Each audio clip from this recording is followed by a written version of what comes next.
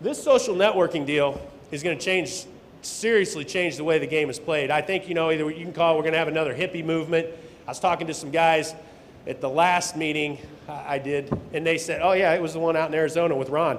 And he was just telling me where he was from in California, and he did a lot of stuff with fertilizer. And he said one of their biggest customers was the people growing weed.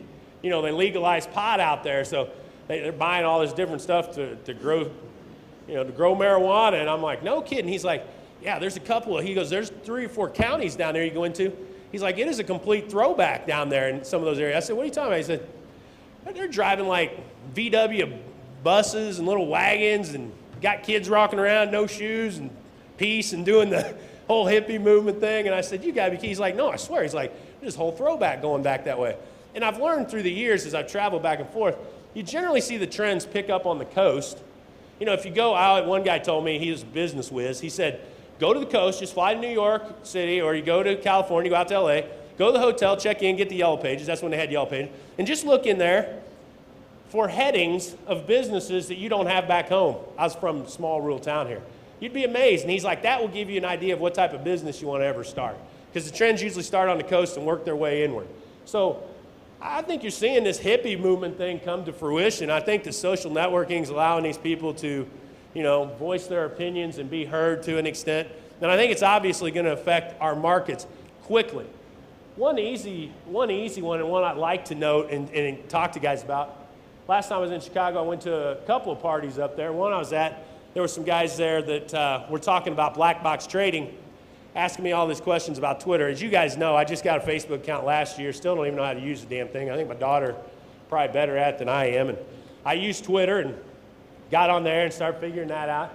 Well, they said, oh, you know all about Twitter. And I said, yeah. And I wrote in one of the stories, Tebow, the day Tebow beat the Steelers, he set the record for the most tweets per second, 9,800 a second or something. Everybody and their brothers firing across Tebow. Now we got Linsanity. And, and these tweets are coming across faster than when Bin Laden was killed, faster than, some of the big events.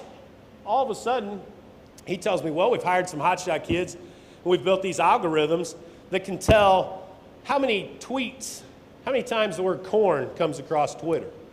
Let's say if we average 50, and all of a sudden we see a bump to 200. We immediately will put on a strangle or straddle or some type of position that tries to capture the volatility in the markets.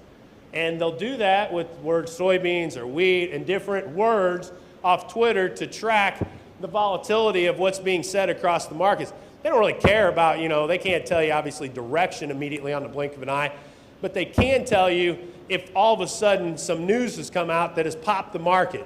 And with that comes the high frequency trading, with that comes the flash crash that we saw in the stock market. With that's come a lot of things that we really just don't understand or know how it goes together. I urge everyone in here, start watching Twitter a little bit, start learning these things. I'm telling you, that's where the movement's going. That's where the shift is headed. The social networking is going to change the way business is done. I've been blessed to be around some awesome people that are very, very smart. And one of the best things I heard, I was at a banquet thing.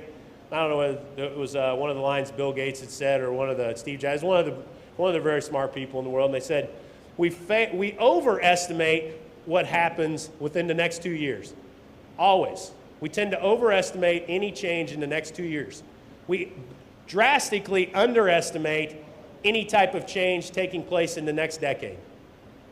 10 years, we are not good at. No one is good at it. The best are not good at it. We drastically underestimate what takes place in the next 10-year time frame.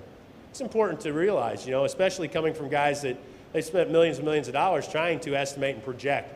And within a 2-year time period, we just overestimate just make everything like it's just the biggest deal known to man, and it ends up probably fizzling out. I thought it was an interesting note along those lines, and I know this sounds hard to get your hands around, and I'll get to it later in the program, but they say by 2030, a lot of these seed manufacturers think we can be at 300 bushel corn. So keep that in mind. I know we underestimate what we can do, understand where we've come from and where we're going, We could go to 300. I mean, it's possible. That's what they want to see. That's their movement.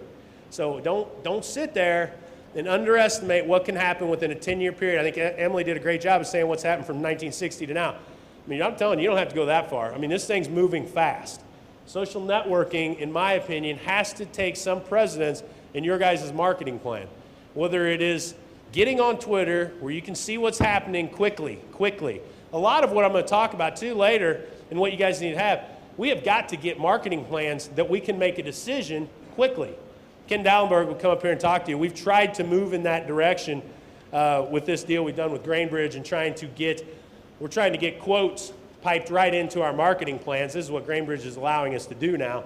We're piping the Chicago Board of Trade quotes directly into our marketing plan. So we got a living, breathing plan at a snapshot, boom. If you want to come home at midnight and see right where we're at, trading right then, you've got it. Whether you can tie in your positions from the futures, or if you're doing spread trading or option trading, cash sales, HTAs, any type of where your basis is, and all of a sudden you have a complete snapshot right here, right now. That is going to be critical, because I've talked to tons of guys this year, and I've talked to them when we were, I can probably give you the example later on in the program, but when we were up trading past 750, I'd call them one of them, they were up in Canada, said make a sale, we're trading about 780, 770, somewhere in there. I could tell he was busier than a one-arm paper hanger when I called. What's up? He had to fire one of his hands. He's going nuts. Kevin, okay, what do you got? I said, we got to pull the trigger on some sales. Okay, I'll get to it. He says, man, I'm busy. He said, probably be a couple weeks before I get back to the office and get all my books, get my stuff squared. I said, Lenny, 2 weeks, boy, we're dinosaurs. This market might fall to pieces, sure as can be. I mean, there we went. So we have to have a plan and some strategies and tools that can move as quick as these markets are moving now. I want everyone to make sure they understand that before they leave here today. Let's work on getting a plan that we can just pull the trigger quickly and efficiently and easily, because this right here has sped everything up. And I have to believe this is really where it's going. We see it in the headlines nonstop, and this to me is just what we've come to. They say Facebook, 1 in 9 humans has a Facebook account. That seems unbelievable. 1 in 9 across the world. Facebook account. 14, they throw some astronomical numbers out for businesses that are using it. And I drug my feet, just say, it'll be a fad, it's not. I think it's here to stay. You're seeing people move further and further in that direction, and it's going to be where we're at. So I hope everyone takes that information, tries to find a way that can fit in, and go from there. So that's it for that Black Swan part.